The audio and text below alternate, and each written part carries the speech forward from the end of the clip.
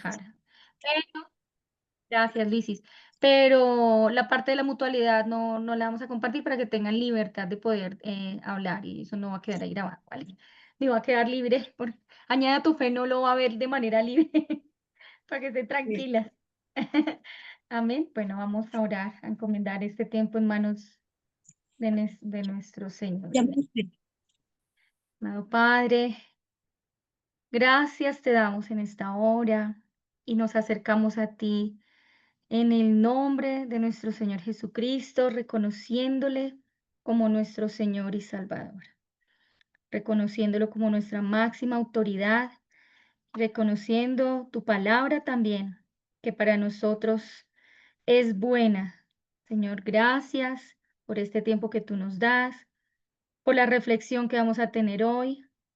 Te rogamos que más que poder revisar términos o revisar externamente algunas acciones, más que un asunto religioso o más que un asunto externo, te rogamos que tú seas tocando lo profundo de nuestro ser, Señor, y que todo lo que no se conforme a ti, Señor, sea corregido, Señor. Tú dices que tu palabra es buena para corregir, para enseñar, para redarguir, y eso es lo que te pedimos en esta hora, Señor, que todo lo que no corresponda a ti sea corregido, que si encontramos alguna falta en nosotras, Señor, tú la perdones y nos ayudes a nosotras a arrepentirnos de todo corazón y a volvernos a ti y a recibir el pronto auxilio para nuestras almas, Señor. Bendice esta reunión, Señor, por favor. Bendice cada familia que cada una de mis hermanas representa. Bendice, Señor, la oportunidad de poder aprender a tus pies, de poder ser enseñadas. Señor, tú quieres que seamos enseñables, que tengamos la oportunidad de escuchar y de querer corregir, Señor, de querer enmendar. Ayúdanos tú, por favor, Señor. Bendecimos tu palabra hoy y te rogamos que tú la pongas como un sello en lo profundo de nuestro corazón, Señor. Dame equilibrio también, Señor. Guárdame de mí misma. Señor, ten misericordia de la que habla, Señor, y también de las que escuchan. Y que solamente tu Espíritu Santo sea ministrándonos, Señor. En el precioso nombre de Cristo Jesús oramos. Amén y amén. Bien, Amén. bueno, hoy tenemos el primer capítulo. Hace 8 días fue lindo, hace 15 días.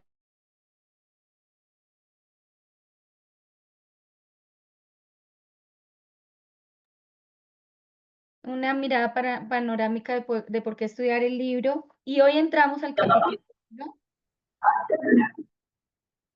Vamos a intentar en la primera parte de la conversación el poder vigilar nuestros audios para que no interrumpa lo que vamos a charlar y también al final en la mutualidad, porque es importante que todas podamos dialogar, que podamos alzar la mano y podamos hacerlo. Entre más organizados seamos, va a ser más efectiva la reunión, ¿vale? Entonces vamos a tratar de estar como pendientes de nuestros audios. Y bueno, en el capítulo 1 de nuestro libro que ustedes ya tienen, leyeron y escucharon, eso me encanta porque uno lo lee y entiende. Y cuando lo escucha, entiende un poco más. Y cuando lo estudia, lo entiende mucho más. Y que el Señor sea ayudándonos. Está hablando de quién es esa ayuda idónea. Y el tema central de este capítulo viene a mostrarnos el poder hablar de la ayuda idónea como un regalo de Dios para el hombre, ¿sí? Fue creada para poder ayudar. Hace 15 días hablábamos un poquito de eso y mencionábamos los capítulos de los versículos de Génesis 2, 18 y 21 y 22. La plenitud de la mujer no está en perseguir una realización independiente, sino en vivir conforme al diseño divino. Mire que esta frase que les estoy dando viene a refutar uno de los argumentos más contundentes que las mujeres del siglo XXI han abrazado. Muchas de las madres, de las abuelas en su momento pudieron decir a sus hijas, estudie para que sea alguien, para que no se deje, para que ya estaba creando, digamos, no la necesidad de estar en una profesión o de desarrollarse en una labor o en una actividad, para que cuando se case hagan mejor equipo, para que cuando se casen puedan trabajar y ayudarse mutuamente, sino que el lenguaje que nosotros escuchamos y la idea central que nosotros escuchamos es: prepárese para que cuando tenga esposo, el esposo no barra el piso con usted o el esposo no tenga ciertas actitudes con usted, de hecho, para que no se deje. Yo he escuchado muchas veces esa frase, para que no se deje, porque si le toca sola, entonces usted tiene para dónde coger, porque tiene una profesión. Pero lo que dicen las escrituras es que nuestra plenitud como esposas no está en perseguir una realización independiente, sino en vivir conforme al diseño de Dios. La palabra del Señor dice que mejores son dos que uno. Y dice que cuando el uno se enfría y está solo, ¿cómo se calentará? Y esto no está hablando solamente de un acto físico. Las que en ocasiones hemos tenido que dormir solas o las que son solteras, aquí hay dos solteras, hay invitadas dos solteras, em, pues cuando hace mucho frío es difícil calentarse, ¿verdad? Pero no está hablando solamente de eso. El principio bíblico aquí es la ayuda mutua, ¿sí? En que cuando el uno está desanimado, el otro está ahí para ayudarle. Y es en ese sentido espiritual en que el Señor nos viene a hablar a nosotras como una ayuda idónea, ¿sí? Es vivir conforme al diseño divino. Como hablábamos hace 15 días, es ser complemento, es ser ayudante, es ser un apoyo. Y a veces, hermana, ser un apoyo es ser tropiezo. No siempre ser un apoyo es decir a todo que sí, porque esa es una de las discusiones más profundas del corazón cuando hablamos de ayuda idónea, que la mujer entiende que es como si fuera un edicto que anulara su integridad, que anulara su raciocinio, que anulara incluso su discernimiento, que anulara las cosas que ella ve que su esposo todavía no está viendo. No se trata de eso. Ser ayudante también es poder alzar la mano y decir, sabes que en esta decisión que tomaste, yo sentí carga de parte del Señor, yo sentí que tal vez no era por aquí, o por qué no, sería mejor el panorama de poder alzar la mano antes de que algo malo ocurra y poder advertir y decir, mira, yo tengo carga en esto. Nosotros tuvimos una vez una experiencia con mi esposo hace muchos años. Teníamos el deseo de comprar un carro porque siempre andamos con muchas cosas. Y fuimos a comprar el vehículo, llevamos el dinero para apartarlo y estábamos esperando un crédito que me habían aprobado para terminar de pagarlo, es decir, que quedábamos, digamos, un poco endeudados. Y era la forma como creíamos que íbamos a poder sacar el vehículo. Y dimos recorrido, hermanas, por muchos lugares, viendo el uno, viendo el otro. Teníamos paz porque habíamos orado, creíamos que de parte del Señor era el tiempo y estábamos en una misma sintonía. Hermanos y hermanas, y cuando ya llegó el momento en que tú aparentemente encontraste el vehículo que vas a comprar, en ese instante en que parecía que llegamos al punto que necesitábamos llegar, hubo una voz del Espíritu Santo, como el hermano Gino hablaba del semáforo en rojo. Sentí ese semáforo en rojo en mi espíritu y Pablo seguía que mirando una cosa, que mirando otra. Yo sentí ese semáforo en rojo y yo decía, ¿qué es, Señor? ¿Qué es? A la final, yo le dije, bueno, pues estamos mirando. El lunes, si vamos a cerrar el negocio, lo cerramos el lunes, pero eso no era lo que habíamos dialogado con mi esposo, sino que el negocio se iba a cerrar ahí. Pero cuando yo empiezo a hablarle en ese sentido, con el señor que le estaba negociando el carro, mi esposo se queda, "Ah, qué extraño, porque la plata está ahí y la idea era irnos con el negocio ya pactado. Pero sentía un semáforo en rojo y él respetó ese semáforo en rojo. Y cuando ya salimos del lugar, yo le decía, amor, no sé, ¿tú qué piensas? Le dije, igual nos podemos devolver. Si tú dices que nos devolvamos, nos devolvemos. Pero yo intenté frenar un poco todo esto porque siento de parte del Señor que debemos esperar. Y él se quedó así y yo le dije, y de verdad que es de parte del Señor, porque en parte los dos estábamos en sintonía y estábamos emocionados, pero El temor al Señor es el principio de la sabiduría. Y ahí, ¿por qué narro esto? Porque a veces no es decirle sí a todo y tampoco no es callar, es encontrar la manera idónea para poder manifestar en el espíritu correcto eso que el Señor nos está hablando en ese momento, que no siempre vamos a tener la razón. Muchas veces yo le he dicho, ten cuidado con esto, no tengo paz, y Pablo me dice, mira, pero yo lo veo así, y ahí yo me quedo como callada, yo digo, más haz lo que el Señor te está diciendo que hagas. Yo tal vez es una prevención natural mía, porque hay una alta posibilidad de que nosotras estemos en nuestra carne, mismo que no queremos hacer daño y no queremos em, ser tropiezo, sino que lo hacemos como una noble labor. No podemos confiar enteramente en nuestro corazón. La palabra del Señor dice que lo más engañoso que tenemos es el corazón. Pero sí el poder entender que esta ayuda idónea tiene un equilibrio y que no se centra, ¿sí?, en que yo soy la única que tiene la razón, o no se centra en que es que yo sí veo lo que usted no ve, o no se centra en que yo sí sé hacer cosas que usted no sabe hacer, o en las habilidades, en las cualidades, o en las cosas en donde ha tenido un plan de éxito, digamos que Dios la usó en cierta medida, sino que ella entiende que ella sin él pues está media, en el sentido del complemento.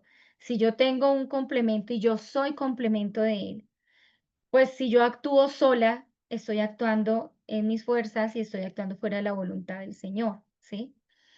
Y fíjese que ya en Génesis él habla que él no es bueno, dice, no es bueno que el hombre esté solo.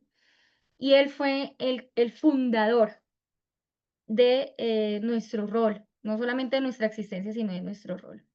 Entonces encontramos a lo largo del capítulo que tiene algunos argumentos principales que son los siguientes. El primero es que el matrimonio no es perfecto y tampoco es automático.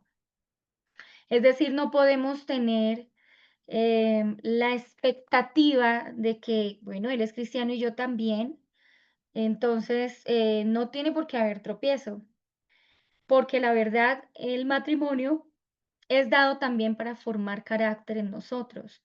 Y no es el carácter más fino de Diana o el carácter más fino de Pablo, sino que es el carácter de Cristo. Y el carácter de Cristo es ampliamente contrario a mi carácter. Entonces, Dios va a usar estas herramientas, estos métodos de gracia para ayudarnos a entender quién es Él y para ayudarnos a entender cómo funciona este vínculo de amor entre su iglesia y Él. Y eso lo hace para nosotras y también lo hace para ellos. Pero eso nos debe dejar muy claro que el matrimonio no es perfecto. El matrimonio va a tener unas jornadas de subida y bajada y eso nos debe dar una perspectiva de esperanza y de espera. Es decir, de repente estamos pasando una jornada difícil. Tenga en cuenta, hermana, que no es que su hogar sea un hogar que no tiene, no sé, arreglo, o sea un hogar que no tiene mm, salida, sino que por el contrario, ustedes están pasando una situación compleja, una situación pesada, una situación difícil, pero que eso es solamente una jornada. Si usted logra detenerse y mirar hacia atrás, usted logra entender que no siempre fue así, que hubo momentos gloriosos de mucha unidad y que también hay momentos en el que quisiéramos vivir la unidad, pero todavía no sabemos cómo, ¿sí? Y que eso lo va a venir, como veníamos diciendo hace 15 días, eso lo va a venir formando Cristo en nosotros. Entonces no basta con casarse con el hombre correcto para pensar que vamos a tener un matrimonio divino, ¿sí? Recordemos que se casan dos pecadores y que se requiere una decisión diaria de obedecer la palabra del Señor en el rol asignado para cada uno. Ahora, vamos a hablar de nuestro rol porque es el campo de acción en que el Señor nos abrió puertas para nosotras las mujeres y sabemos por los principios bíblicos que si nosotras podemos dar pasos de fe, de confianza en el Señor, no confianza en nosotras, tampoco confianza en la expectativa de que si yo hago así, inmediatamente van a ocurrir cambios o inmediatamente Él va a reaccionar de cierta forma, sino en el Señor. Señor, Yo quiero honrarte, yo quiero obedecerte y yo quiero experimentar eso que había en tu corazón, a lo cual tú dijiste que era bueno en gran manera, ¿sí? Yo quiero honrar tu nombre y dejar que por medio de honrarte tú puedas hacer algo aquí, ¿sí?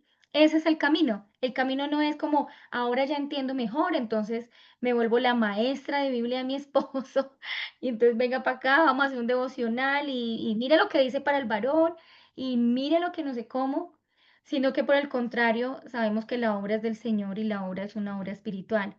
Y eso quiere decir que por ser una obra espiritual necesitamos batallar en todas las dificultades con las herramientas que dijo Dios que debíamos tener, que también son espirituales, ¿sí? Entonces los dos pecadores necesitan morir a sí mismos para que ya no sean dos, sino que lleguen a ser uno y serán una sola carne. Está hablando de una acción continua que está en presente y también en futuro.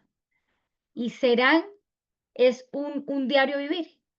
Y ese serán, esa unidad del serán, es una decisión de corazón que yo tomo diariamente. Si yo, y más adelante vamos a hablar un poquito de eso, si yo abiertamente decido lo contrario, pues también ese serán se pospone. Hermana, es que nosotros no hemos logrado ser uno. Tal vez hay que entrar a examinar si no hemos cedido a la voluntad del Señor en cuanto al serán. Porque ese serán implica que uno debe morir para que Cristo viva y para que por medio de Cristo podamos realmente ser uno. Y ahí vamos a hacer el complemento que Dios dijo que íbamos a hacer. La esposa es un bien para el hombre. Ese es otro punto fundamental de este capítulo. Y recordaba también Proverbios que dice, en Proverbios 18 dice que el que haya esposa haya el bien. Hermana, si en algún momento usted ha deseado en su corazón dejar de hacer el bien para su esposo, sienta, o sea, identifique que ese es un estado de alerta, que Dios no se agrada de eso y que es más fácil hacer el bien porque al final el fruto del bien es bien. Cuando usted siembra bien, va a cosechar bien. Pero cuando usted siembra mal, no espere que la cosecha sea buena, ¿sí? Y también en Proverbios 31 habla, ella le hace bien todos los días. Ella le hace bien todos los días.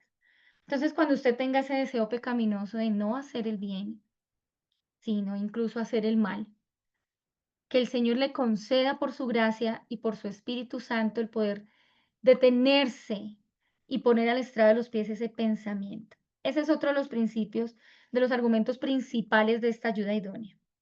Hay que entender también que la ayuda idónea es un reflejo eh, de Cristo también. Si usted está casada con un hombre que es impío, que no tiene el Señor, que no es salvo, pues usted viene a representar la primera Biblia para su esposo. Esos son los argumentos de Pedro, ¿verdad? Que dice, gánelo, pero no con palabras, sino con conducta, ¿sí? Entonces, ¿qué le está diciendo? Que a la final él va a empezar a darse cuenta que Cristo es real porque él empieza a notar cambios profundos en su vida. Entonces, la que era contenciosa, hay un principio bíblico que dice que el que pecaba ya no peque más, ¿sí? Y eso es lo que debe ocurrir con nosotros. Si yo era contenciosa, si yo tenía amargura, si yo era necia, si yo tenía ciertos pecados, pues en Cristo yo ya tengo que arrepentirme y tengo que buscar la manera de que el Señor me ayude para pecar menos contra el Señor, para no seguir caminando en los mismos pecados, porque el principio bíblico es que el que pecaba ya no peque más. El que robaba, dice, no robe más, sino que trabaje para que tenga para compartir a otros. Y es el mismo principio bíblico para nosotras, ¿sí? Entonces la ayuda idónea también viene a ser como un reflejo de Cristo, ¿sí? Y así como Cristo sirve al Padre y el Espíritu ayuda al Hijo, la esposa refleja esa estructura de servicio. Ahora, hermana, nos vendieron la idea de que servir no era algo de alto valor. Entonces usted ve, por ejemplo, a mí me pasó algo hace años, muchos, hartos años. Iba caminando hacia mi trabajo y había estaban estas personas que levantan la basura de los parques. Y había una señora que pensó, ah, pues a este le voy a botar la basura que no boté ayer, digamos. Entonces le sacó y le empezó a tirar en los pies la basura de la cocina, del baño de su casa. Y él le dijo, no, me da pena con usted, pero yo no soy camión de basura. Y ella empezó a tratarlo muy mal. Y yo estaba viendo eso, yo iba en la calle, yo me quedé así muy sorprendida observando a esta mujer irreverente, grosera, bueno, humillativa de todo. Y yo solamente observaba, a mí esas cosas me llaman mucho la atención. No es que sea barbarita, sino que yo analizo mucho las conductas de las personas. Entonces yo me quedé así como analizando por qué esta mujer se comportaba así. No dije nada porque no me gusta meterme en problemas, seguí de largo y me fui meditando en esto, y es que la sociedad nos vende la idea, la cultura, la sociedad, el modernismo, nos vende la idea de que mandar es mejor que servir, ¿verdad? Entonces usted le dice a sus hijos, estudie y prepárese para que no tenga que servirle a nadie, ¿sí? Para que mande, para que sea jefe. Esos son argumentos que las mamás y las abuelas utilizan.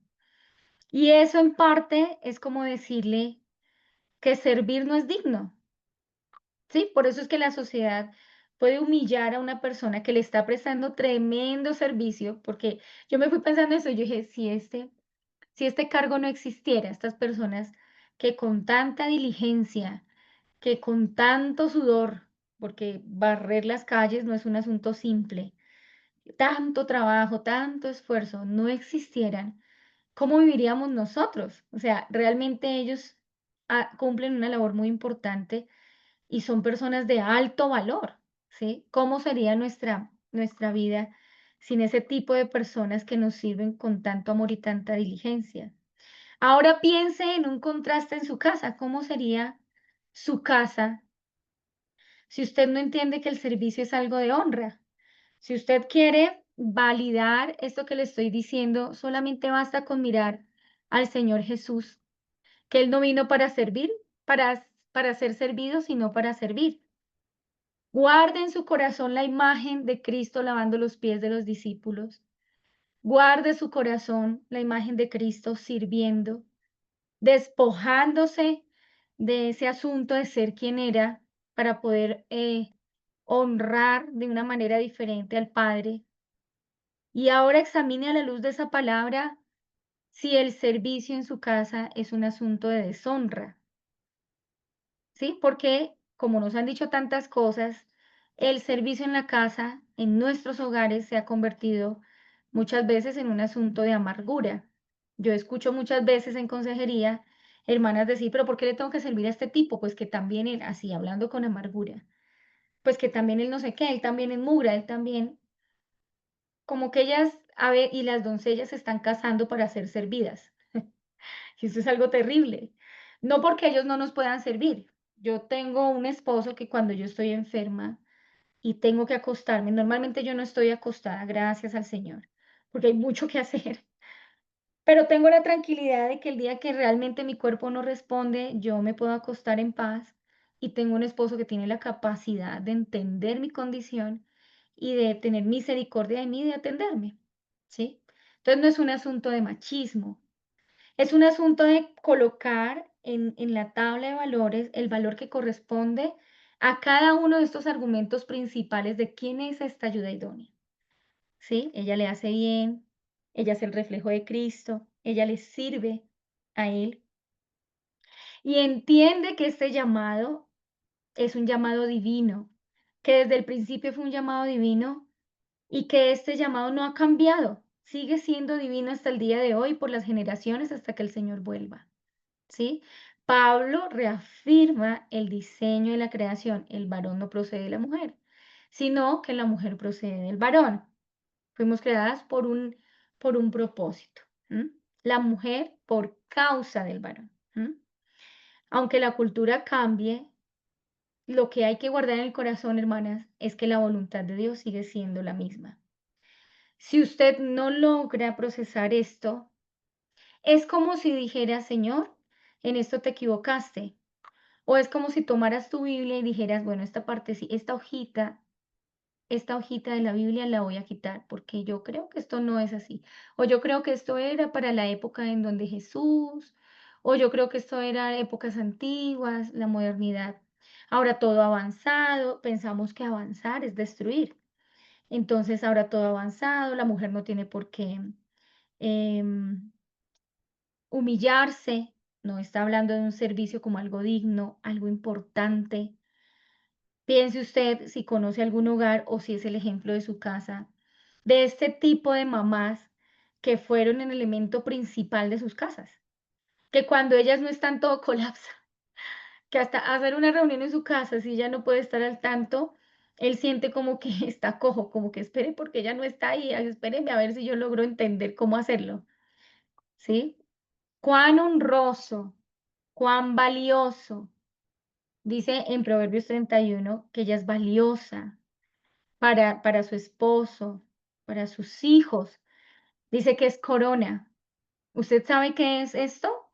Es que él se siente orgulloso, porque los demás dicen, ah, no, es que la esposa del hermano tal es tremenda esposa. Y eso él lo hace sentir orgulloso. Y sentirse orgulloso no es un pecado, ¿verdad? Claro, no estoy hablando del exceso, del orgullo, de la vanagloria, no, no, no, estoy hablando de ese poderse sentir tan satisfecho y tan honrado que él logra decir, sí, es que mi esposa, ¿verdad? Qué lindo que la sociedad, que nuestros hijos, que nuestro esposo pueda decir de nosotras que, que todas hacían el bien, pero que tú sobrepasas. O sea, como que todos los dones que tú tienes es más de lo que yo pensaría que 1000 mujeres podrían tener. Entonces, el servicio al esposo también hay que entenderlo como el servicio a Dios mismo, porque cuando yo estoy en la voluntad del Señor, cuando estoy en el centro de la voluntad del Señor, a quien estoy honrando es al Señor, a quien realmente estoy honrando es al Señor. Honrar, obedecer, respetar al esposo es honrar y obedecer y respetar a Dios, ¿sí? Ahora, que Él es digno del respeto, que Él no es digno del respeto, pues hermana, yo le voy a decir una cosa, estas cuentas las tiene que hacer el Señor, porque fue Él el que dijo que hiciéramos de esta manera.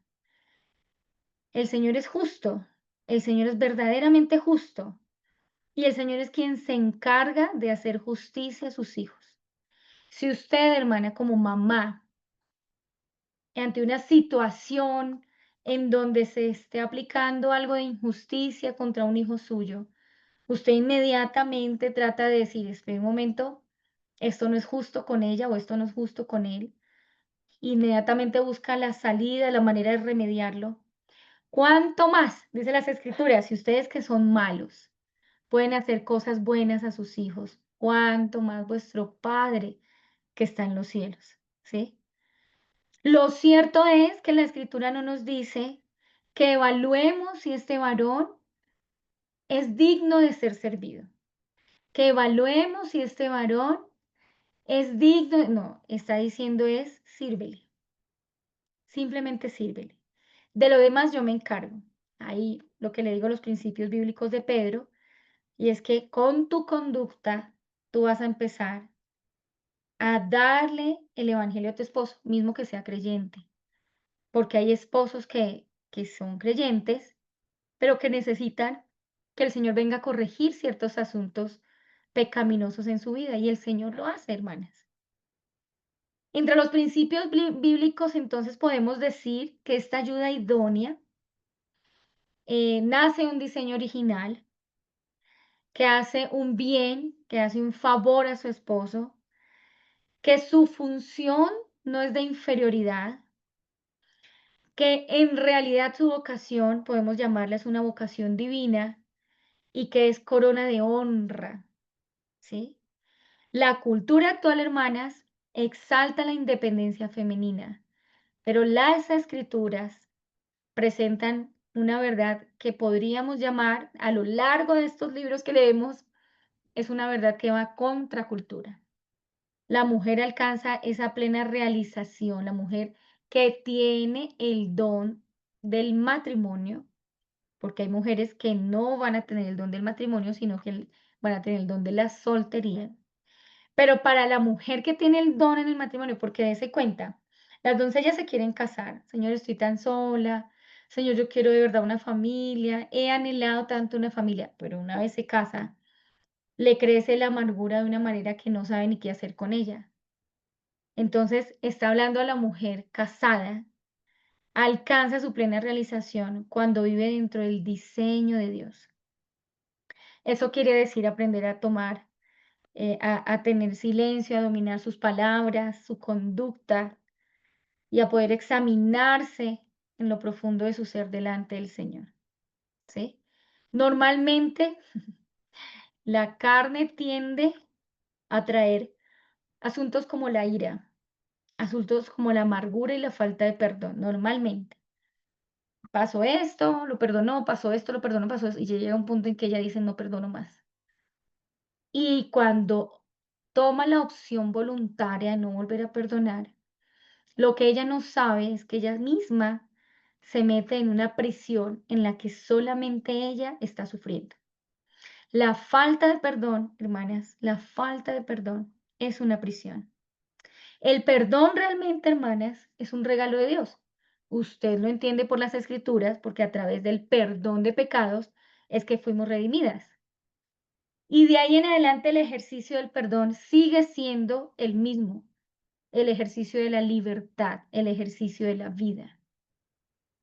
Y si no dese cuenta cuando uno habla con una hermana y la hermana, no, es que yo me acuerdo que eso pasó así, y me acuerdo de esto, y me acuerdo de aquello, y etcétera, etcétera, etcétera. Cuando uno mira la otra parte súper tranquila, relajada, viviendo su vida en la libertad de su alma, pero la persona que guarda rencor, que no puede tener perdón, está en una prisión, está aprisionada, está en una prisión. Y ahora imagínese que en esa prisión el Señor ha proveído para nosotras libertad.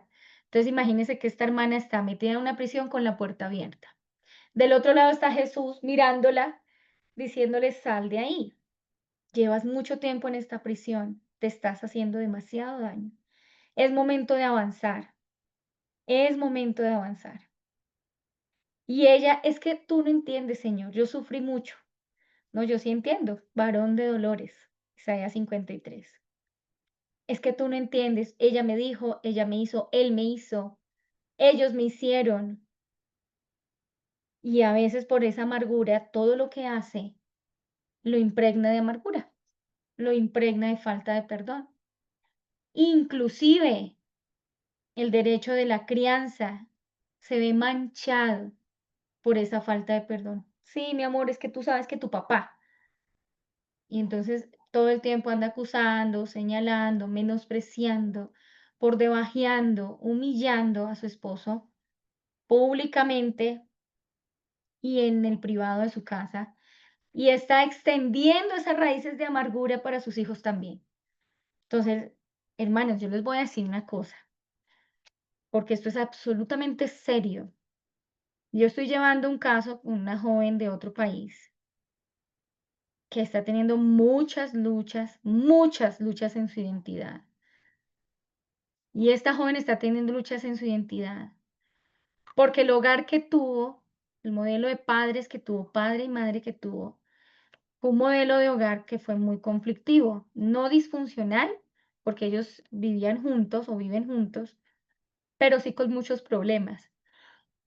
Y su mamá, esta mujer recuerda mucho a su mamá llorando, quejándose todo el tiempo, hablando mal de su papá y diciendo una cantidad de cosas que, que debió haber llevado al Señor y no a sus hijos. Y para que ustedes comprendan un poco la magnitud del daño, eh, esta mujer tiene problemas en su identidad, y no solamente en su identidad, sino que esta mujer no puede creer en el matrimonio. ¿Por qué? Porque en su corazón y en su mente fue marcado con tanta amargura de su mamá que ella piensa: ¿para qué casarse? ¿Para qué casarse? Entonces mire cómo se está tentando en el presente y en el futuro contra la voluntad del Señor, ¿sí? pero está sufriendo porque esta persona está muy sola.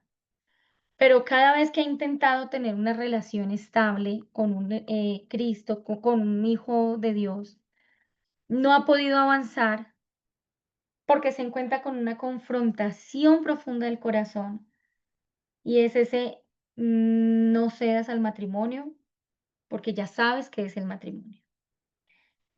Y tratar de remediar este asunto, con ella llevamos más de 2 años, mucho más de 2 años, y no ha sido tan sencillo. Entonces, esas marcas que nosotros podemos dejar en medio de la amargura tampoco nos permite ser ayuda idónea, ¿sí? Porque nos invalida, nos quita la capacidad de poderlo hacer con la gracia del Señor, con la frescura del Señor, con la llenura del Espíritu Santo, con el amor del Señor, ¿sí? Y poder entregar esas cargas al Padre y poder decir, sabes, hazte cargo de esto, porque la verdad esto me supera. El perdón se mostró de una manera tan palpable. La visión de Jesús hacia sus transgresores. Usted recuerda la escena en donde el Señor estaba en el madero y estaba moviendo sus labios. Y también recuerda la escena cuando le dice, Padre, perdónalos, porque no saben lo que hacen. Yo tengo que decirles, hermanas, esta noche, para que usted esta noche no duerma, sino que tenga la necesidad de ir delante del Señor. Yo tengo que decirle, hermanas, que en muchas de las torpezas y en muchos de los pecados, me atrevería a decir que en el 99% de los pecados que hemos enfrentado a nuestros esposos, que nuestros esposos han cometido en contra nuestra, ellos están dentro de esa frase, perdónalos porque no saben lo que hacen. Yo que he tenido que escuchar, yo no doy consejería a hombres, pero escucho a hombres. Y soy muy observadora. Dios me dio este trabajo y me dedico a observar a la gente, a escucharla. Me gusta más observarla que hablar, aunque no parezca, porque soy buena para hablar. Pero me gusta mucho observar porque aprendo mucho. Y sobre todo cuando un hombre está hablando, yo me quedo ahí tratando de entender cómo razona, qué es lo que está viendo que yo no lo veo, por qué él se siente así, etcétera.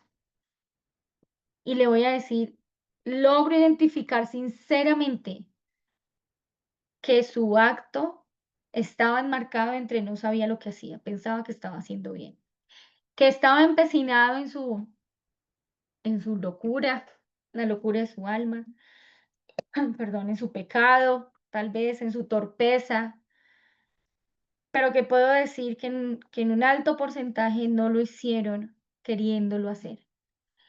Yo he tenido la oportunidad de estar con parejas que han tenido que afrontar problemas de infidelidad.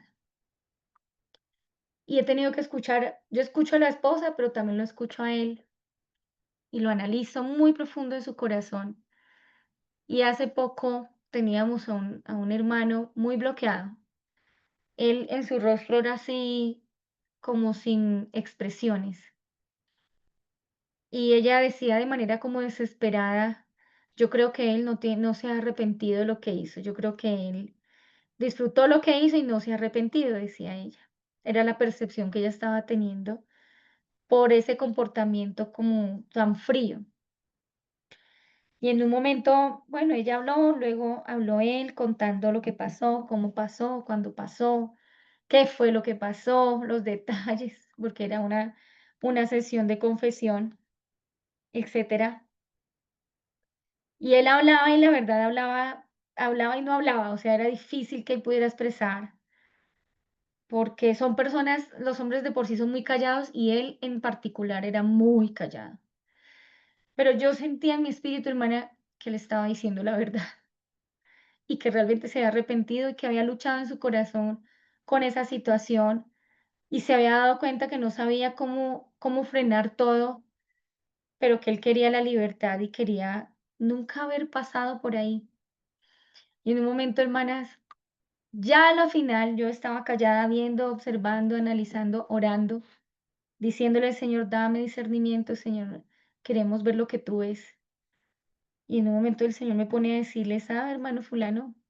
Le creo, le creo la lucha que usted tuvo, le creo que no quería estar ahí, que aunque en un principio fue llevado por su carne y por otras circunstancias, también la distancia entre él y su esposa por diversas situaciones, por las múltiples ocupaciones, por la competencia que había entre ellos, muchas cosas, muchos ingredientes en esa sopa, hermanas. Y él quería ser fiel al Señor, quería ser fiel a su esposa. Y si usted analiza, nosotros estudiamos el libro de Chicas Sabias en un mundo salvaje, y usted analiza a la mujer de Proverbios 7 y es una cuestión bien compleja. Y claro, a veces abrimos puertas que no queremos abrir, pero las dejamos abiertas y cuando viene el diablo hace fiesta. Entonces yo le decía, yo le creo a esa lucha, hermano, yo le creo. Y en un momento, hermanas, este hombre que por más de 2 horas se mantuvo, que parecía incluso como fastidiado de la reunión, parecía, en realidad, como que eso lo liberó tanto que le empieza a mostrar lo que había en el corazón. Y por fin es como cuando tú abres una puerta que estaba trancada por años, por fin él empieza a decir todo lo que él vivió mientras estaba siendo el infiel. ¿Por qué lo menciono? Porque a veces la esposa piensa que él está a sus anchas pasándola rico y que la conciencia ni le pesa, pero eso no es verdad. Primero porque si nuestros esposos tienen al Señor, el mismo Señor, el mismo Señor le está gritando dentro de su corazón y de su mente todo lo que él está haciendo. Entonces imagínese usted estar en un acto delictivo con la voz de Dios martillándole, ¿sí? Por más que usted esté avanzando o esté ahí, muy seguramente esta persona está pensando, ¿cómo freno esto? ¿Cómo hago para parar esto? Me metí en esto, ahora no sé ni cómo frenar esto. En medio de esto he identificado que hay muchos temores, porque lo que hay en su mente es no quiero que mi esposa se entere, porque no quiero destruir mi hogar, porque resbalaron y cayeron, pero en realidad nunca quisieron atentar contra su matrimonio. Entonces, cuando uno escucha todas estas verdades del corazón en la boca de los varones, uno empieza a entender que la verdad es que, claro, la visión de la esposa es que él hizo y deshizo y aquí, bueno, pero dése cuenta de la visión de Jesús cuando dijo perdónalos porque no saben lo que hacen. En realidad yo puedo decir que ellos no sabían lo que hacían, porque no sabían en la que se estaban metiendo y no sabían en el tamaño de daño que iban a hacer y cuánto iba a necesitar de la gracia del Señor para que su mente y su conciencia fuera limpiada. La palabra del Señor dice que la ofrenda de estos nunca será borrada. Y es no porque no sea borrada, no porque no haya perdón para ellos, porque lo hay realmente, pero no será borrada es porque su conciencia de tanto en tanto le va a pesar. Aunque hace muchos años haya salido de esa situación pecaminosa y esté tratando de hacer las cosas bien, lo digo con total conocimiento de la experiencia que hemos tenido con muchos hogares en los que hemos participado de la restauración. Muchos hombres tratando de alguna manera hacer que su esposa le crea que realmente está arrepentido, que realmente sufrió, que realmente no quería atentar contra su familia, contra su esposa, y que lo que él hizo fue caer, fue resbalar, y que está intentando volver a rehacer su vida y está cargando con todo eso, con la desconfianza de su esposa, con el desamor de su esposa. No estoy juzgando a las esposas que han estado en una condición, una situación así. Dios tenga misericordia de mí y de todas nosotras, hermanas. No las juzgo porque a la final la amargura y el dolor tan grande que hay en medio de una situación así es muy fuerte. Pero tengo que decir, hermanas, que el Señor es el Señor del perdón, que el Señor es el Señor de la misericordia y de la gracia, y que es ahí donde nosotros podemos ser libres de esa prisión, entender el perdón que hemos recibido y entender el perdón que queremos dar también, que el Señor pide que demos, como una gracia del Señor, como un regalo del Señor para salir de la prisión, ¿sí? Y para que eso no sea un impedimento tan contundente que más adelante, por la falta de perdón, terminemos destruyendo algo que el Señor pudo restaurar y pudo hacer muchísimo más glorioso y muchísimo más precioso. Perdernos la bendición de la restauración por la falta de perdón no tiene ningún sentido. A veces, de un lado está nuestra dignidad, pero también del otro lado está el orgullo. Y a veces ese orgullo y esa soberbia. ¿Qué es soberbia, hermana? Es resistir en nuestro corazón la voz del Espíritu Santo. Es resistir en nuestro corazón y en nuestra mente la palabra del Señor. Eso es soberbia, hermana. Y el Señor dice en su palabra que Él resiste a los soberbios. ¿Por qué? Porque es en parte tener dureza de corazón, pero en parte tener desconfianza de que la voluntad del Señor es buena, perfecta y agradable. Y en parte es decir, Señor, yo soy merecedora del perdón, pero este hombre no merece mi perdón. Y las escrituras hablan de eso, de que si no perdonas, tampoco serás perdonado. Entonces, es un juego que hace muchísimo daño, por lo cual tenemos que hablar, sacar letreros y gritar la palabra y decir, hermana, sal de la prisión de la falta de perdón y de la amargura, de cortar todas esas raíces de amargura, porque en Cristo hay abundancia. El Señor quiere traer abundancia para nosotras. Y la abundancia en Él no es fijada únicamente en cosas materiales, como muchas veces en las denominaciones hablan, que la abundancia de Cristo está en un carro lujoso, una casa grande. Pero ¿cuántas veces usted ha estado montada en un carro lujoso y una casa grande llena de amargura? Las riquezas del Señor se basan en la libertad que el Espíritu Santo nos da por medio de su palabra. El poder dormir en paz, en poder mirar a los ojos a nuestros esposos y sentir que los amamos, sin necesidad de pensar cuánto daño nos hizo esta o aquella situación, porque somos libres, verdaderamente libres. Y el poder ver con misericordia, con la misericordia con la que el Padre, con la que el Señor oró por nosotras, a nuestros esposos. Y hablo de esposos porque esto es ayuda idónea, nos está hablando directamente al esposo. Entonces, hay unos puntos de comparación que yo quisiera hacer, ¿sí? Para que podamos ser libres, hermanas. Este no es el libro de la libertad, de la verdad que nos hace libres, pero la verdad es que en la palabra del Señor hay libertad. Hay libertad.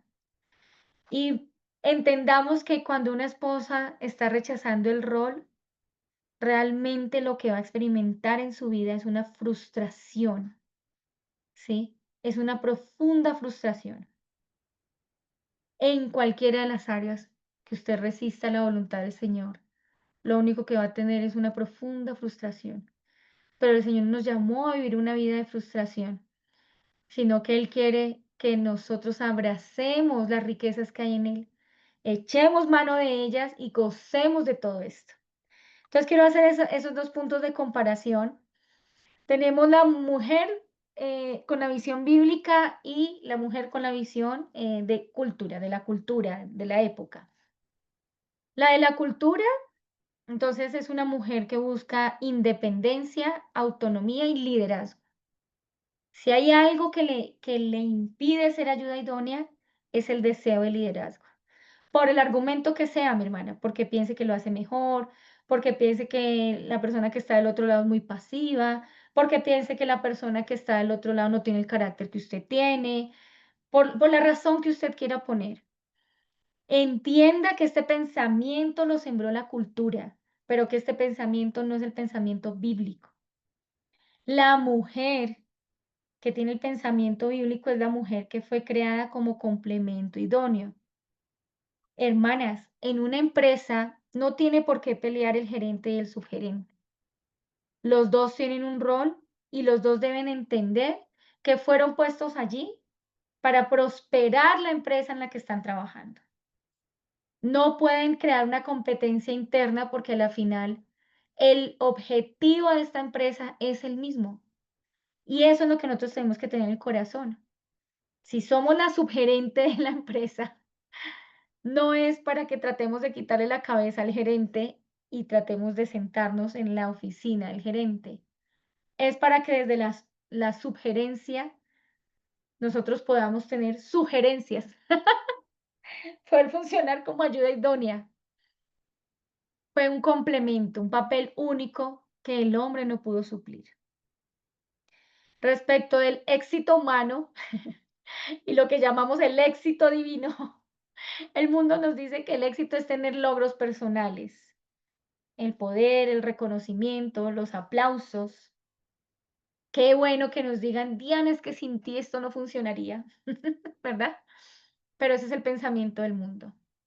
Pero en el pensamiento de Dios, el éxito es obedecer a su diseño y ser fiel a ese llamado, porque en él es que vamos a experimentar la prosperidad. Ahora, la autoridad humana versus la autoridad divina. La sociedad moderna ve el rol de ayuda como una sumisión opresiva. No tienes lo que hablábamos de las viejitas, de las abuelitas. Trabaje, prepárese para que usted nadie la mande, para que usted no sé cómo, para que si su esposo no sé qué haga, usted no sé cómo. Ya la están preparando para destruir su hogar. Cásese si quiere, pero acuerde que usted puede destruir esto. Pero la palabra de Dios ve a la ayuda idónea como un ministerio santo, semejante como el del Cristo y el Padre. Entonces pregúntese en esta hora y con esto abrimos nuestra parte de la mutualidad. Pregúntese en su corazón, ¿estoy viviendo como el regalo de Dios para la vida de mi esposo? Yo estoy viviendo así, yo soy un regalo para la vida de mi esposo, o yo soy la competencia de mi esposo, o yo soy el primer verdugo de mi esposo, o yo soy el primer dedo señalador de mi esposo, ¿sí? Puedo desarrollar hábitos de servicio intencionales, que yo diga, no le quiero ayudar en esto, no me interesa mezclar mi tiempo con el de él, no me interesa mezclar mi servicio con el de él, no me interesa dar soporte a él. Con sinceridad, no quiero que usted me conteste, porque a la final yo no soy nadie, mi hermana. Estamos aquí con el propósito de poder ir a los pies del Señor. Y así como hace 15 días decíamos, yo quiero sembrar en mi hogar. Yo quiero sembrar en mi hogar, yo no dije hace 8 días, pero yo quiero seguir sembrando en mi hogar la oportunidad de que Cristo sea glorificado y que todo lo que esté en mi carne y todo lo que no corresponda a Cristo muera. Eso es lo que yo quiero sembrar. Porque ahí en el centro de la voluntad del Señor y glorificando al Señor, es que yo voy a poder amar como Él, Cristo ama. Voy a poder perdonar como Cristo perdona y voy a poderme negar a mí misma. Y pensaba también, porque Miguel Núñez enseña de la esposa en cuanto a que debe sujetarse al marido, él dice así, mujeres sujetas a vuestro marido como al Señor. Él enfatiza que sumarse al liderazgo del marido no está significando inferioridad de carácter o inferioridad en dignidad, sino una ordenanza divina para el orden del hogar. Establece un orden. Un reino dividido no será prosperado. Y también un reino con dos cabezas, hermana, dígame para dónde agarra. Si hay dos cabezas, él dice blanco y ella dice no, negro. Y esa discordia se está sembrando en su casa, no solamente se gesta en la relación del uno con el otro, sino que le está enseñando a sus hijos, mira, cuando te cases, si tienes una hija, entonces mira, cuando te cases tú no tienes por qué someterte, porque tú siempre vas a tener la razón y siempre vas a hacer las cosas mejor que él. Claro, por supuesto no se lo dices, pero se lo estás modelando. O le dices al esposo, mira, cuando te cases, te vas a casar con una mujer rebelde que nunca se va a sujetar a ti. Entonces no te preocupes, porque va a ser un caos. Estoy siendo sarcástica, hermana, pero eso es lo que ocurre. Yo, por ejemplo, he tenido que ver mi pecado en el corazón de mi hija. Cuando yo veo ciertas actitudes pecaminosas de mi hija, yo siento un profundo dolor, hermana. Yo digo, Señor, y recuerdo haber tenido una conversación con ella, ya ella casada, mamá, haberme sentado y haberle dicho, Salomé, esta actitud que tú tienes yo te lo heredé, es pecado. Esto que tú estás haciendo se llama pecado y lo aprendiste de mí. Lamento tener que decir esto, tener que reconocerlo, de no haber podido ser una buena modelo del evangelio para tu vida. Ahora tienes doble lucha, la de tu carne y la mía, la que heredaste. El Señor te ayude, hija, porque yo vigilo mucho eso y en privado, nunca en público y menos delante de su esposo, yo la cojo, no, ¿por qué le tienes que contestar así? ¿Por qué? ¿Por qué? ¿Por qué te exaltas? ¿Por qué te exasperas de esta manera? He tenido que llamar la atención porque yo entiendo muy bien hacia dónde conduce todo eso. Y Suger Michelin sostiene que el diseño original de Dios incluyó los roles definitivos para el hombre y para la mujer. Miren, yo no sé cuántas de las hermanas que están aquí han trabajado en una empresa, pero yo le voy a explicar una cosa así muy práctica. Cuando hablamos de roles, estamos hablando de muchas cosas muy buenas para nosotras, para nuestra vida y para nuestros hogares. Y preguntaba cuántas mujeres han trabajado en empresas. No hay nada más difícil que estar cumpliendo un papel en donde no hay un rol definido. Entonces eres la de los tintos, eres la de, la no sé, a veces eres gerente, a veces eres la, no sé, bueno.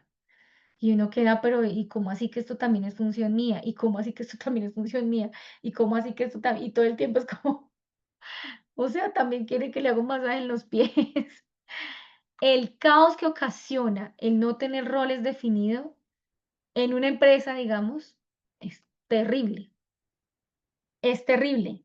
Yo conozco empresas que le hacen descargos a sus empleados porque no hicieron caso en una misión que les dieron, una labor que les asignaron. Y estas personas dicen, pero esto no es parte de mi cargo. No importa, tenía que obedecer. Ok, pero yo tengo un cargo y tengo una responsabilidad. ¿Y a qué hora pensaba usted que yo iba a hacer este adicional? Igual me tienen que firmar los descargos, porque es un caos. El no tener un rol definido es un caos. Entonces, comprenda que el Señor al que nosotros servimos no es un Dios de caos.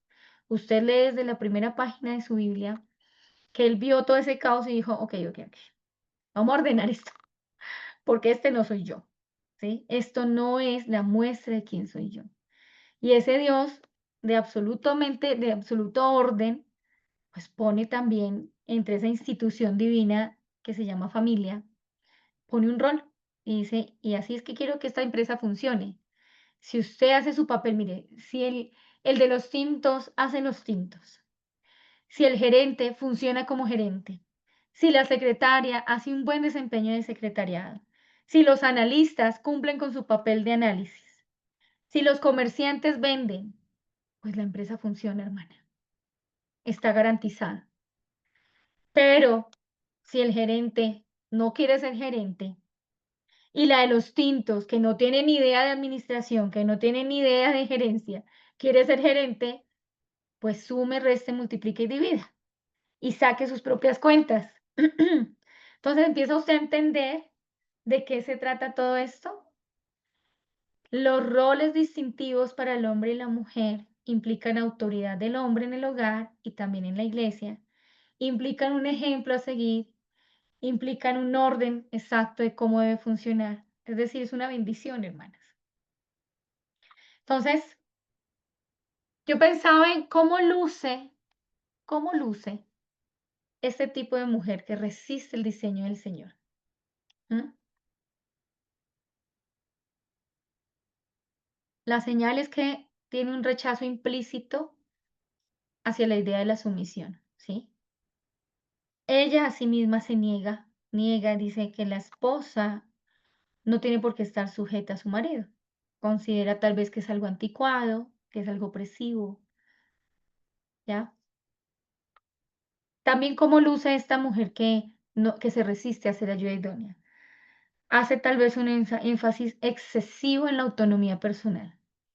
Yo manejo mi tiempo, yo manejo mis recursos, yo manejo no sé cómo, yo manejo, hermanas, y yo creo que todas hemos caído en eso.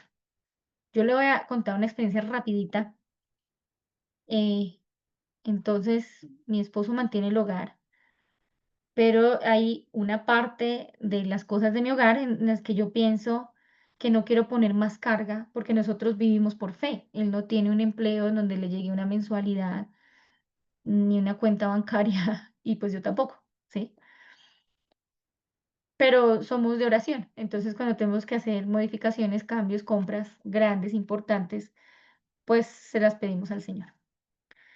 Y entonces, yo dije: "Yo necesito cambiar esta cocina", porque es mi oficina, esta es mi oficina. Entonces, hay cosas que no están funcionando y me está generando más trabajo. Entonces dije: "No, voy a diseñar la cocina", y no se me pasó ni por la cabeza, hermana, la mínima posibilidad de preguntarle al hermano Pablo si él estaba de acuerdo.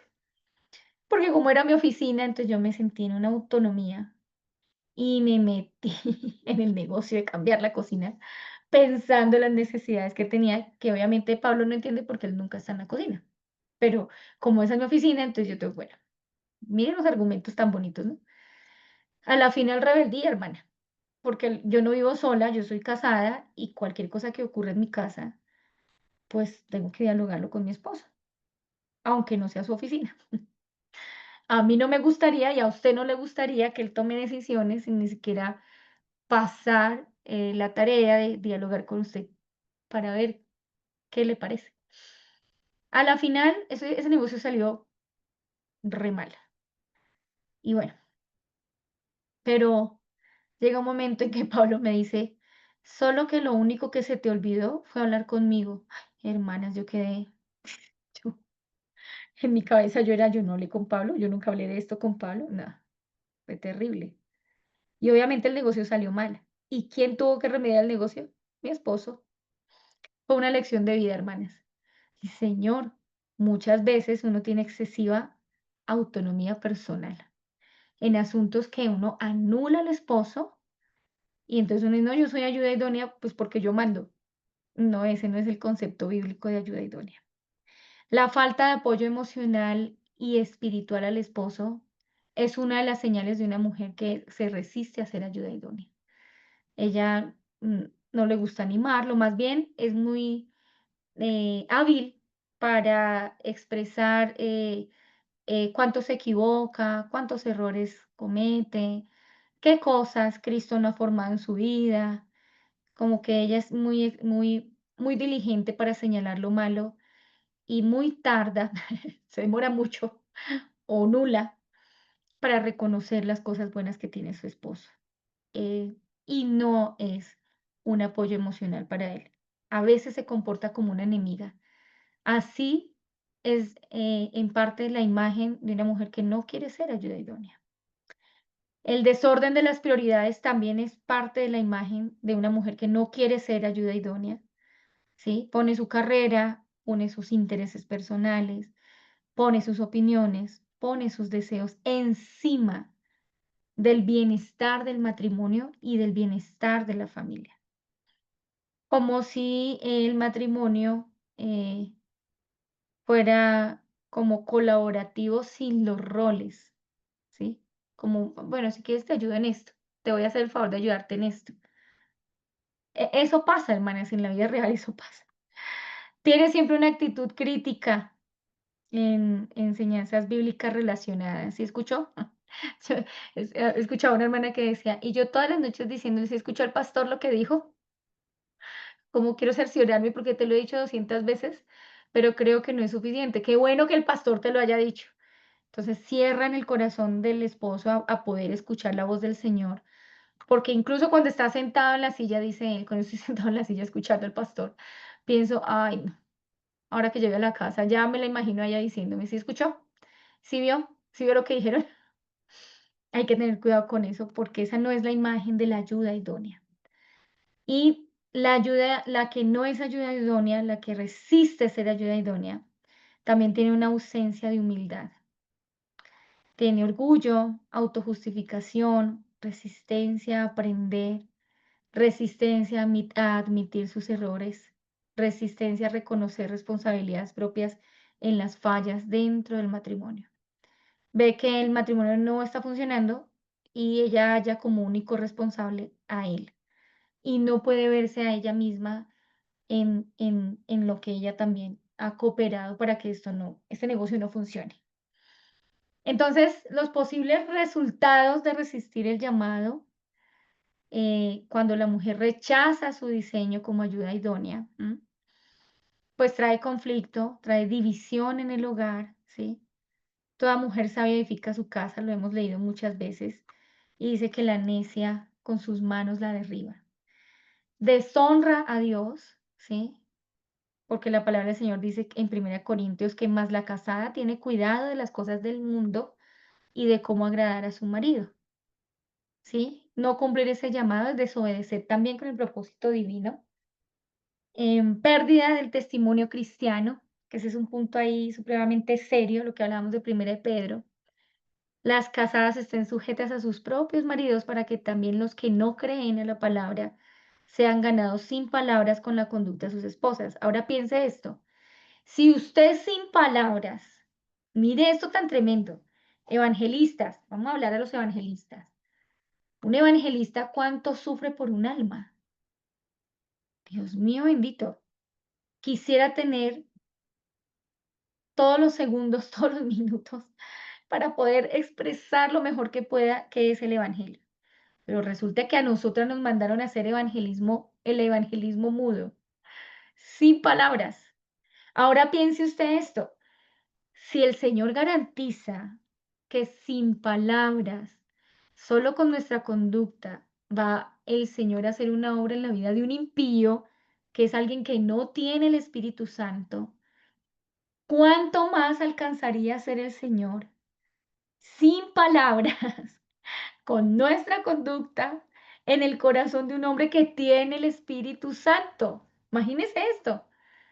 Si alcanza esa luz a alumbrar las tinieblas que hay en este hombre impío, solamente con su conducta, ahora piense usted cuánto podría bendecir a su esposo creyente que tiene el Espíritu Santo, si entiende ese principio bíblico de poder evangelizarlo sin palabras, ¿sí? Miren nada más eso, o sea, piénselo en esa perspectiva. Tenemos ejemplos de mujeres que resistieron ese llamado en la Biblia, claro.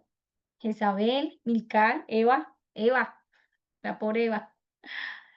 Pero también tenemos buenos ejemplos. Sara, la mujer que confió en Dios y honró a su esposo. Rebeca, Ruth, Abigail. Entonces podemos decir que tenemos buenos ejemplos que podríamos copiar. Y con esto yo ya hasta aquí llego. Vamos a dar un espaciecito para que las hermanas puedan compartir su experiencia con la lectura, su reflexión y sobre todo el poder edificar las unas a las otras respecto a lo que el Señor viene hablando. Amén. Entonces el micrófono, mis hermanas, está abierto. Prendan sus cámaras para que nos podamos ver y aprovechemos este lindo tiempo